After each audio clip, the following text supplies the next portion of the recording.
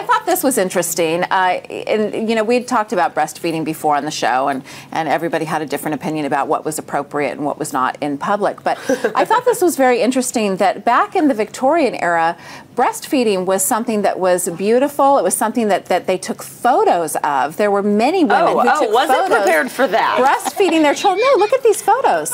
No, I see. It just wasn't a big deal. Well, and wait a minute. They're not breastfeeding. They're just being held next to the boob. There's a big boob in the last mouth picture. Around a nipple. You missed it.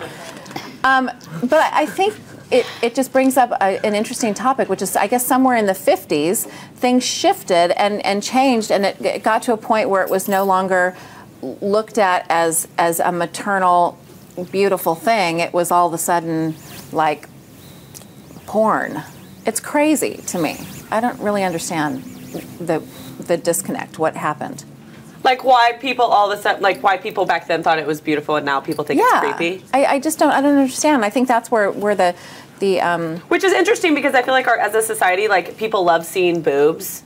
You know, well, but like that's just people. it. No, but I think about it. Like, because so many more things are so much more provocative than they were back in the 40s. And it wasn't sexual then. It was maternal and beautiful, and you're feeding your child. And I think things were more provocative back in the 40s because of the clothes and because everything wasn't wide out there. That's what I'm saying. So like now it is. Favorite people are like if I could go back and live anytime. And I'll tell you something else. You watch those old movies and some of you don't see people swallowing each other when they're kissing. You see the lips just softly parted, and it's sexier than when you see somebody going, oh, you know, and all of that. I mean, I think you that's just personal preference of how you want to be kissed, though, right? Oh yeah, but wait a minute. I'm with you. You're with who? but you know when the doors close, and it doesn't matter.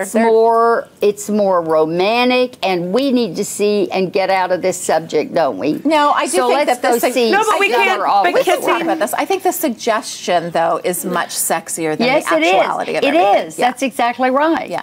And more is left to the imagination. Yeah, it's just like in the way women dress. It's more interesting if there's a suggestion of something than just just put it out there. No, you always say your rule, Courtney, fashionista, is you don't do the short dress and the plunging neckline. You do one asset. Exactly. So it's like if you're wearing a short dress, that you show off your legs, then make sure it's like more conservative up here, and vice versa. Like, yeah, that's the rule. Exactly. That's our fashion rule. Rule according to Courtney.